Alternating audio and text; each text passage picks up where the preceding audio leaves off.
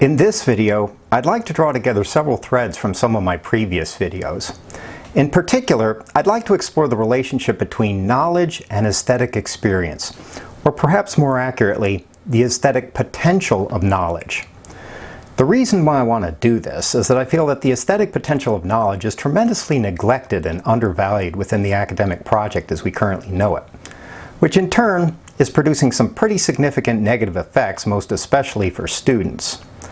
So I want to explore how this is happening.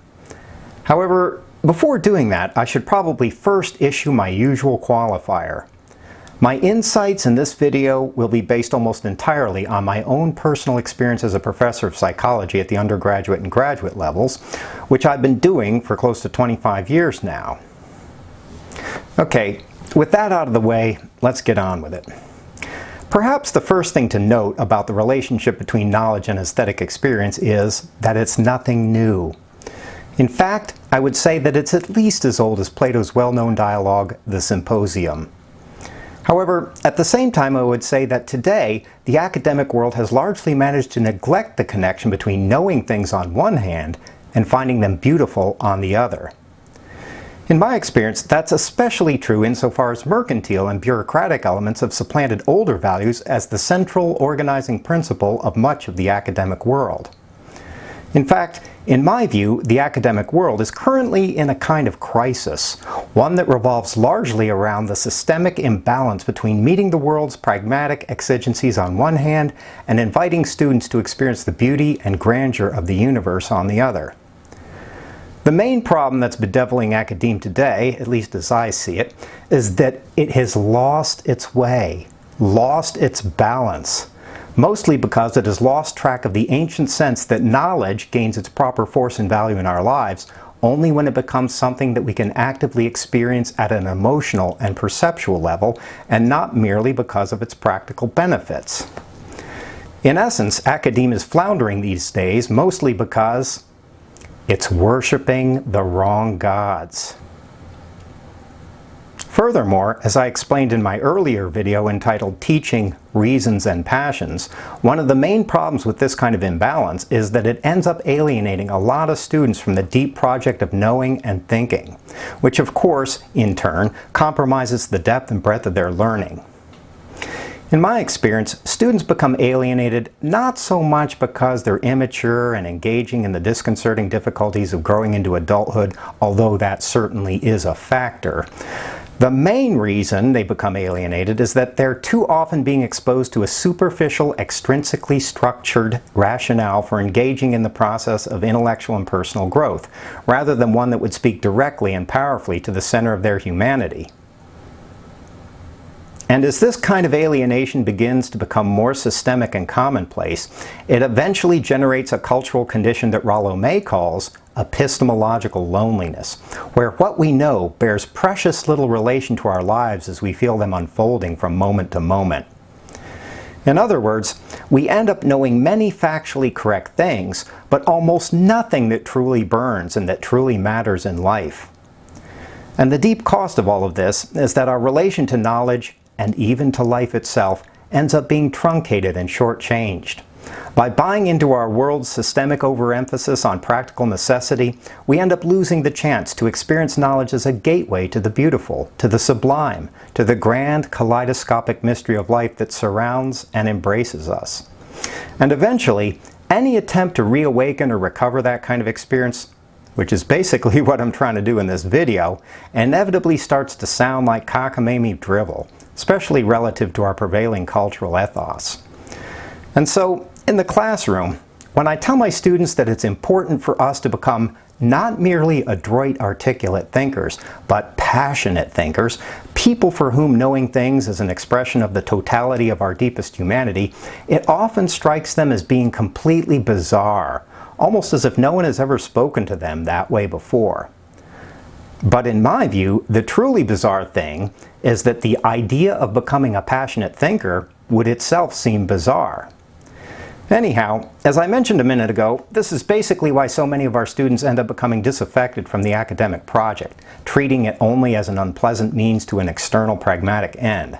It's because they can sense, however vaguely, that what they're being offered may be intellectually sophisticated, but it's too often emotionally and spiritually impoverished. They can feel the relentless undertow of epistemological loneliness pulling at them like a vast and inexorable tide. It's because we may be teaching them to know things, but we're not teaching them to love what they know. We're not teaching them that knowledge is also an affair of the heart and a matter of the human spirit. And that's why it's such a common phenomenon to see our students deleting about 90% of their memory buffers soon after the end of the semester, which in turn gives rise to the perennial lament that our students are simply not gaining enough from their courses. The underlying reality is that we human beings easily retain what we love, what really moves us, but everything else is, to varying degrees, eminently dispensable. In The Birth of Tragedy, the philosopher Friedrich Nietzsche once famously opined that it is only as an aesthetic phenomenon that existence and the world are eternally justified. Personally, I've come to feel the same way about our knowledge of existence in the world. It's only as a passionate aesthetic experience that our pursuit of academic knowledge gains its real justification. And this, I feel, is the secret that the Academy has largely forgotten. But why would that be? Why would we academicians have difficulty affirming and fostering a vision of intellectual activity that is, at the same time, an expression of human passion and aesthetic experience? I sense that one reason for this is that our vision of intellectual activity is usually a very compartmentalized one, rather than a more holistic one. In fact, I would say that there's been a fairly systematic distrust of the passions throughout much of the West's intellectual history. Most of the time, we see the passions as unreliable complications, as something that interferes with understanding things clearly and accurately. And so, in my view, it seems like the Western world has been engaging in a classic overcorrection. In recognizing the fact that human passions generally make the task of intellectual understanding more complex, it has largely renounced them and has drained the academic project of a lot of its emotional and experiential vitality in the process. And this would be fine if all we expected from the academic project were to satisfy a few cognoscenti, as was the case in much of recorded history.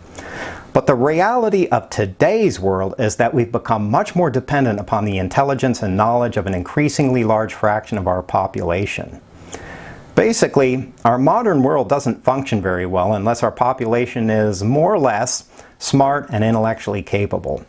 So it's important for academe to be able to engage that growing segment of our population and not simply leave them emotionally alienated and bereft. But of course, that would mean that academe now needs to be able to readapt itself, even at the most fundamental levels, to the reality of our changing world.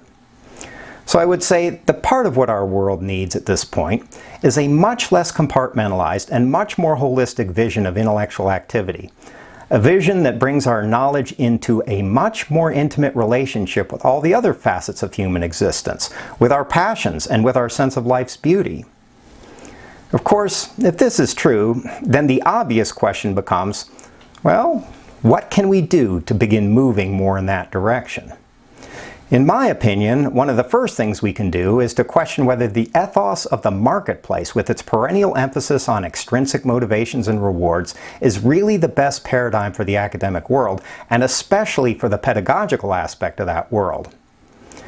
If we were able to do this, able to pose these kinds of questions in a penetrating and heartfelt way, perhaps it would help us recalibrate our teaching more in terms of inviting students to fall in love with the work of knowing and understanding things, and less in terms of amassing credentials for the marketplace. After all, what do all of those credentials really matter if our students haven't fallen enough in love with learning to retain the concrete content of their classes for more than a few weeks? But, of course, effecting this kind of fundamental recalibration would mean that we academicians have some work to do, especially in the domain of our personal values, perceptions, and habits. And in my view, this work would entail two basic tasks. First, we need to work on seeing past all of the relatively superficial reasons for engaging in intellectual activity. We need to let go of a lot of our intellectual egoism, the incessant amassing of academic credentials and plaudits, the eternal quest for more recognition and status. Let me just say it bluntly. This is not serving the life of mind, at least not in any deep and abiding way. At the same time, we need to come into a more intimate and personal contact with the ecstatic possibilities of knowledge, where knowing things becomes an impassioned act of lovemaking. In other words, what we academicians really need to do is open ourselves to life more fully and more faithfully. However, the big second task is to develop the ability to make that passionate openness to life and all that flows from it more immediately palpable and compelling to our students. After all, what does all of our passion really matter if it simply remains immured within us, without ever daring to reach across that impossible chasm that would keep us separated from our students? However, at this point, it may seem like I'm setting up a project that's simply too daunting and demanding. Why should our life as intellectuals have to entail transforming our relation to life itself? Wouldn't it be much easier if it didn't?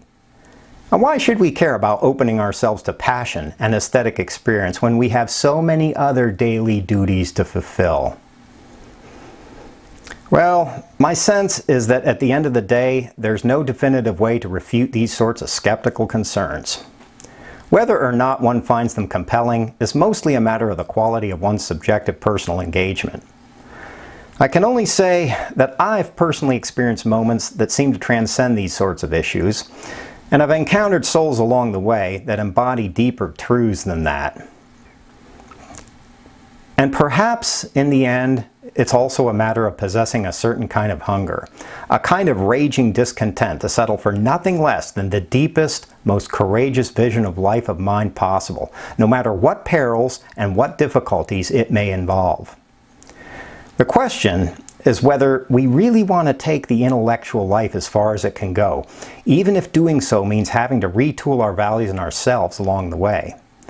I guess that personally, I've always felt that the best use of a highly refined intellect is to call into question the limitations of a highly refined intellect, and to seek out its ever-unfolding transcendence and metamorphosis. To me, that kind of hunger, that kind of longing for the other shore, is essential to the life of mind in any deep sense of the phrase.